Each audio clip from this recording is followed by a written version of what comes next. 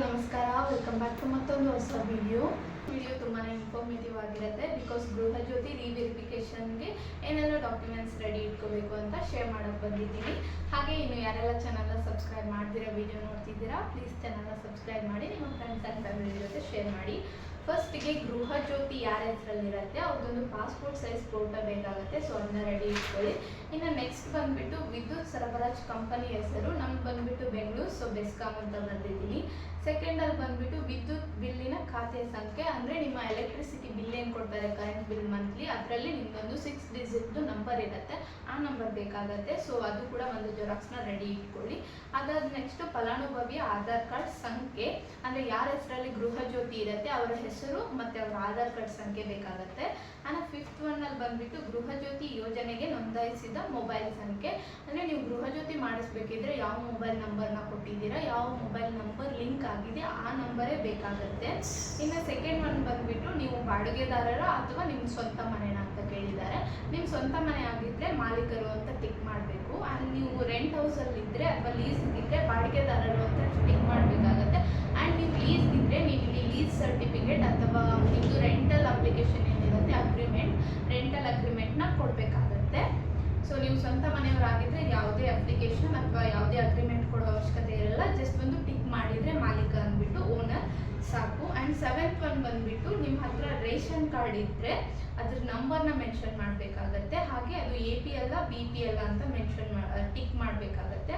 So ಯಾವುದು ಇಲ್ಲ ಅಂದರೆ ಯಾವುದು ಇಲ್ಲ ಅಂತ ಟಿಕ್ ಮಾಡಿ. ಇನ್ ಕೇಸ್ BPL ಆಗಿದ್ದರೆ ಅದ್ರ ಕಾರ್ಡ್ ನಂಬರ್ನ ಮೆನ್ಷನ್ ಮಾಡಬೇಕು, APL ಆಗಿದ್ದರೆ ಮೆನ್ಷನ್ ಮಾಡೋ ಅವಶ್ಯಕತೆ ಇಲ್ಲ. ಇನ್ನು ನೆಕ್ಸ್ಟ್ ಒನ್ ಬಂದುಬಿಟ್ಟು ನೀವು ಕರ್ನಾಟಕದಲ್ಲಿ ವೋಟ್ ಮಾಡ್ತಾ ಇದ್ದೀರಾ ಅಂತ, ನೀವು ಕರ್ನಾಟಕದವರಾಗಿ ವೋಟ್ ಮಾಡ್ತಾ ಇದ್ದರೆ ಹೌದು ಇಲ್ಲ ಅಂತ ಟಿಕ್ ಮಾಡಿ. ನೀವು ಇಲ್ಲಿಯ ಮತದಾರರಾಗಿದ್ದರೆ ನಿಮ್ಮ ವೋಟರ್ IDಯ ಎಪಿಕ್ ನಂಬರ್ EPIC ನಂಬರ್ ಅಂತ ಇರುತ್ತೆ, ಅದನ್ನು ನೀವು ಇಲ್ಲಿ ಮೆನ್ಷನ್ ಮಾಡಬೇಕಾಗತ್ತೆ. ನೀವು ಇಲ್ಲ ಆಗಿದ್ದರೆ ಇಲ್ಲ ಅಂತ ಮೆನ್ಷನ್ ಮಾಡಿ. ಹಾಗೆ ಫಲಾನುಭವಿಯ ವರ್ಗ, ಇಲ್ಲಿ ನಿಮ್ಮ ಕ್ಯಾಟಗರಿನ ಮೆನ್ಷನ್ ಮಾಡಬೇಕಾಗತ್ತೆ. ಅವರು ಆಲ್ರೆಡಿ ಇಲ್ಲಿ ಕೊಟ್ಟಿದ್ದಾರೆ ಬಾಕ್ಸಸ್ಸಲ್ಲಿ SC ST OBC ಈ ಥರ ನಿಮ್ದು ಯಾವುದಾಗಿರುತ್ತೆ ಅದನ್ನ ಟಿಕ್ ಹಾಕಿ. ಇನ್ನು ನೆಕ್ಸ್ಟ್ ಒನ್ ಬಂದುಬಿಟ್ಟು ನೀವು ಇನ್ಕಮ್ ಟ್ಯಾಕ್ಸ್ ಪೇ ಮಾಡ್ತಾ ಇದ್ದರೆ ಹೌದು ಅಂತ ಟಿಕ್ ಮಾಡಬೇಕು, ಇಲ್ಲ ಅಂದರೆ ಇಲ್ಲ ಅಂತ ಟಿಕ್ ಮಾಡಬೇಕು. ನೀವು ಇನ್ಕಮ್ ಟ್ಯಾಕ್ಸ್ ಪೇಯರ್ ಆಗಿದ್ದರೆ ನಿಮ್ಮ ಪ್ಯಾನ್ ಕಾರ್ಡ್ ನಂಬರ್ ಬೇಕಾಗುತ್ತೆ, ಸೊ ಇಲ್ಲಿ ಪ್ಯಾನ್ ಕಾರ್ಡ್ ನಂಬರ್ ಕೂಡ ಮೆನ್ಷನ್ ಮಾಡಬೇಕಾಗತ್ತೆ. ಇನ್ನು ಲಾಸ್ಟಲ್ಲಿ ಬಂದುಬಿಟ್ಟು ನಿಮ್ಮ ಪ್ರೊಫೆಷನ್ ಯಾವುದು ಅಂತ ಕೇಳಿದ್ದಾರೆ, ಫಲಾನುಭವಿಯ ವೃತ್ತಿ. ಸೊ ಇಲ್ಲಿ ನೀವು ಸರ್ಕಾರಿ ನೌಕರರಾಗಿದ್ದರೆ ಅಂದರೆ ಗೌರ್ಮೆಂಟ್ ಎಂಪ್ಲಾಯ್ ಆಗಿದ್ದರೆ, ಇಲ್ಲ IT ಎಂಪ್ಲಾಯ್, ಇಲ್ಲ ಓನ್ ಬಿಸ್ನೆಸ್, ಟೀಚರ್, ನೀವೇನಿದ್ದೀರಾ ಅದನ್ನ ಇಲ್ಲಿ ಆಪ್ಷನ್ ಕೊಟ್ಟಿದ್ದಾರೆ. ಸೊ ರೈತರಾಗಿದ್ದರೆ ರೈತ ಅಂತ ಟಿಕ್ ಮಾಡಿ. ನಮ್ಮ ಅತ್ತೆ ಹೆಸರಲ್ಲಿರೋದ್ರಿಂದ ಅವರು ರೈತರು ಅಂತ ಟಿಕ್ ಮಾಡಿದ್ದೀನಿ.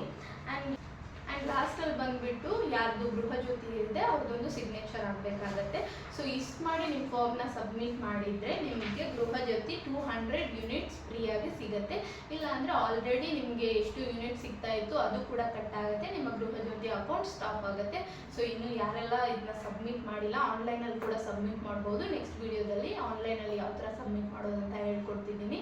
ಇನ್ನು ನಿಮ್ಮ ಲೈನ್ಮೆಂಟ್ಸ್ ಬಂದು ಈ ಫಾರ್ಮ್ನ ನಿಮ್ಗೆ ಫಿಲಪ್ ಮಾಡೋಕ್ಕೆ ಕೊಟ್ಟಿಲ್ಲ ಅಥವಾ ಅವರೇ ಬಂದು ಫಿಲಪ್ ಮಾಡಿಲ್ಲ ಅಂದರೆ ನಿಮ್ಮ KEBಗೆ ಹೋಗಿ ಒಂದ್ಸರಿ ಕಾಂಟ್ಯಾಕ್ಟ್ ಮಾಡಿ ಅವ್ರ ಹತ್ರ ಈ ಫಾರ್ಮ್ನ ಫಿಲ್ ಮಾಡಿಸಿ.